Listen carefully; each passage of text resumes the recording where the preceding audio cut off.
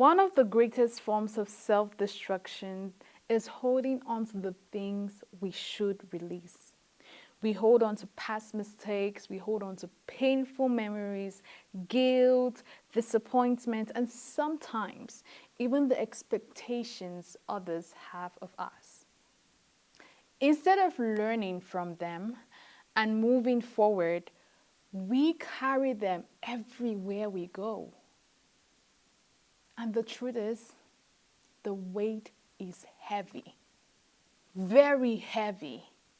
Psychologists have found that rumination, that is thinking about bad past experiences, past mistakes, or painful experiences, can significantly increase anxiety and depression. Research also shared by the American Psychological Association shows that people who are more likely to revisit past terrific experiences are more likely to be associated with chronic stress and emotional exhaustion. How then can we save ourselves from such a life-threatening scenario which almost seems unavoidable? Stick with me.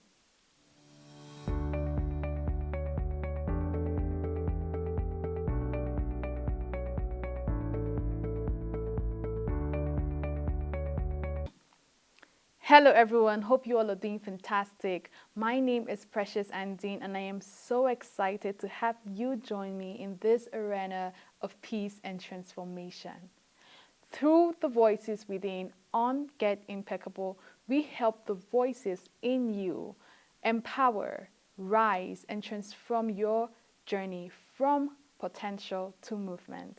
Today I want us to talk about something that seems truly human. Very human, the difficulty of letting go. This really connects with me personally because there have been several times where I have faced such scenarios in my life and I just couldn't let go. It seemed so hard. There were moments in my life when I made mistakes.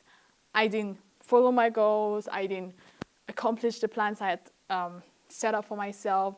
I made decisions that clearly didn't go with my intentions. They were totally against my intentions. And after that moment, after those moments, the feeling that came after was really depreciating. The feeling that came after was really demeaning. I just couldn't hold myself. It felt overburdening.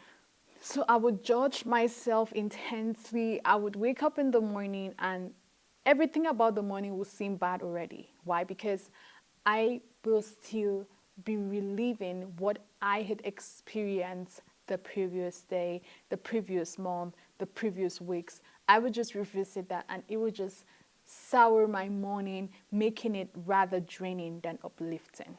I didn't really understand the true struggle. Little did I know that the true or the biggest struggle wasn't the mistake itself. It was the inability to let go. And thinking about it, I paused for a moment and asked myself a powerful question. I can still remember where I was seated at then. I was in the bathroom. And I asked myself this question. Why do you keep doing this to yourself? Why? And in that quiet moment of reflection, it felt like the voices within me responded with two words. Two. Cage psychology. Cage psychology? I wondered what that meant. So I leaned deeper into the thought and then the idea unfolded fully. Cage psychology means confused aggregation of grievous experience disorder. Oh, sounds so complex, but in simple terms, it just means the accumulation of sad experiences, the accumulation of failed trials, the accumulation of bitterness within ourselves that turns to form this hardened cage. The more the experience and the more we delve into reliving those experiences, the more the cage gets hardened, the more we get imprisoned, and the harder it is for us to get out of it. Wow. Caged mentality. Studies from Harvard Medical School show that our brains are wired, or what really turns to affect our brains most is negative experiences. And this is what we call the negative bias. So it just simply means that negative experiences will turn to affect your brain more than positive experiences would do. This is actually factual, right? Think about a time when you had an argument with someone, and this person has done a lot of good things for you before. But that one thing the person does just cuts you off from the person. And I'm speaking this from a very personal experience.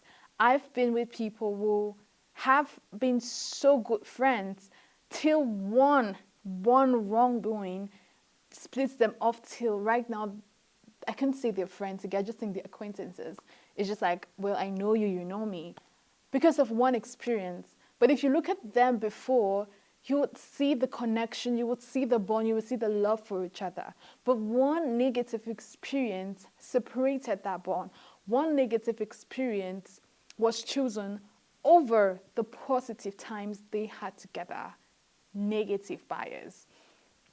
And when I try to think about it, why it happens in this sense, for me, I would infer that it does happen as so because generally our brains are wired to protect us, right?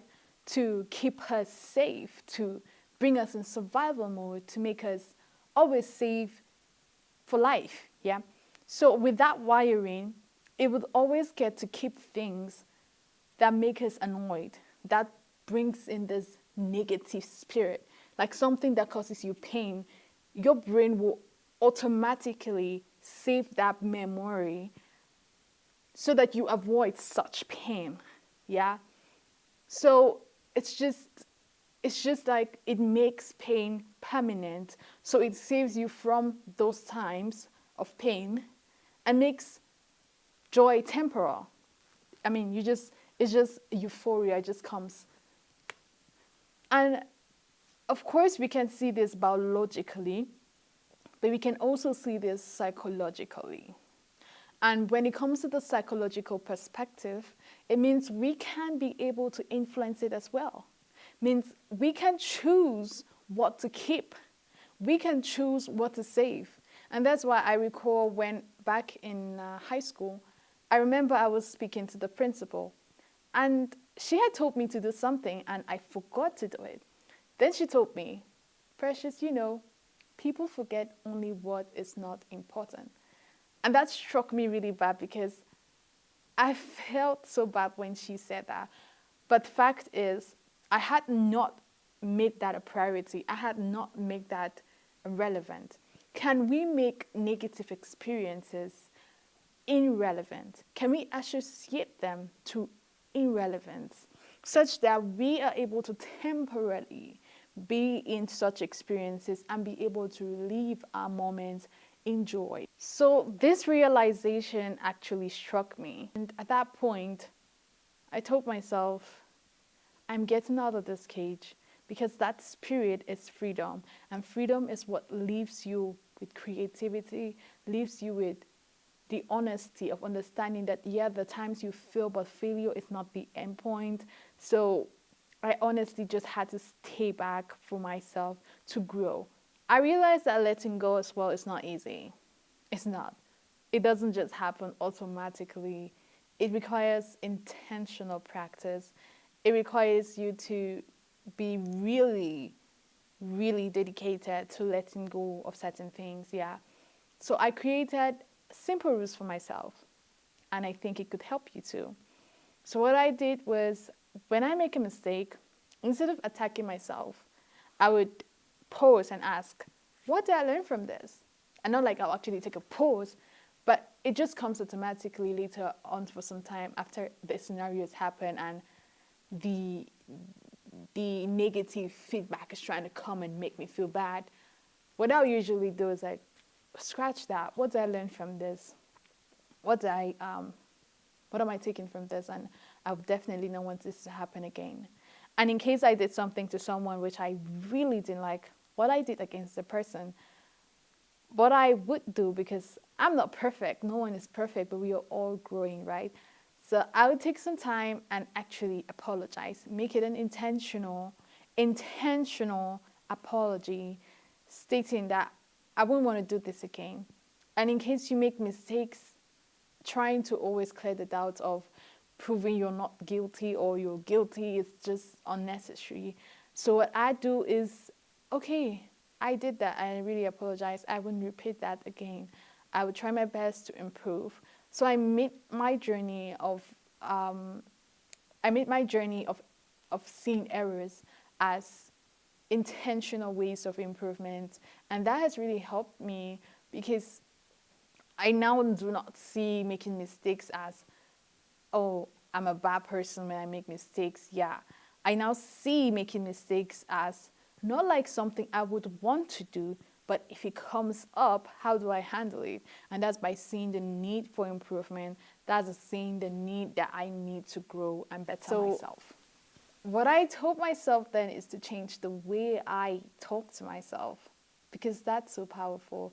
You know, people always think of I'm conversing with others, but conversations with myself has helped me so much, such that when I wake up first thing in the morning, I won't be revisiting what went bad yesterday.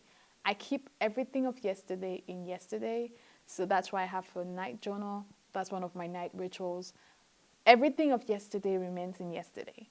Now, everything of today, let's talk about it. Let's start it with high energy. So when I wake up first in the morning, I'm like, praise the Lord, another blessed day. And then I go to the washroom and I look at myself after taking the shower and brushing my teeth. I would say, you look so special today, go and shine. And these are things I would never say to myself. I would not look at myself in the mirror just generally and just be like, you look good. Nah.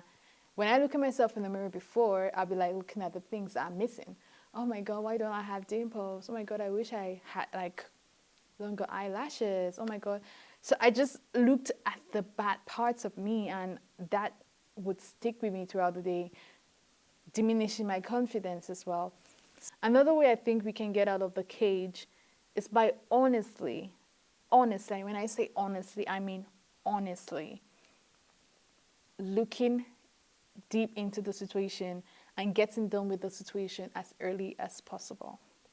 What I mean is, if something bad happens today and you do really want to let that thing go, just let it, within a week, clear it off. If it's something that takes a lot of time, clear it off within a week and get your life back on. Like, do not let the experiences live in you for such a long time, because it becomes part of your identity. You now start identifying with it. Let's take a moment to meditate. Today, I call on myself, old, present, and future, for us to conclude on the sad happenings that may have happened to us in the past. Whether it was a time when we failed, a time when someone hurt us, or the times we never really appreciated at all. Together, these three aspects of me detach from such experiences. These three aspects of me go away, distance ourselves from such experiences, and we take into agreement not to let anything that would depreciate our energy last for more than any time, last for more than a week.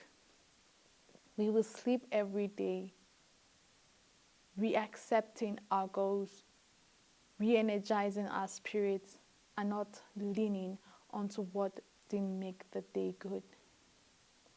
Every day we will look into the beauty of the day and not into the sadness of the experience we may have been exposed to.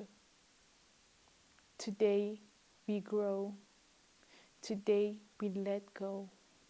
Today we break the cage. Today we release the weight. Today we learn the lesson.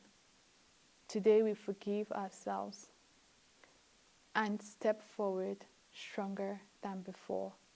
Because growth does not come from perfection, but acceptance and the willingness to strive for excellence. Go and let go. I encourage each and every one of us to make it a habit to let go of whatever keeps us from growing. I honestly believe that we all are special in our own ways. I believe that we all are fantastic. And I'm so honored. I could keep talking from now to tomorrow because it's a topic I'm very passionate about. But I want to say thank you so much for joining me. If you're new here, please hit the subscribe button so you join the family. Please do like, please do share, please do subscribe. What voice speaks within you? What voice do you want to hear here on Get Impeccable? Tell me so that I bring it on to life. Thank you so much. Until next time, let's keep letting go and see ya.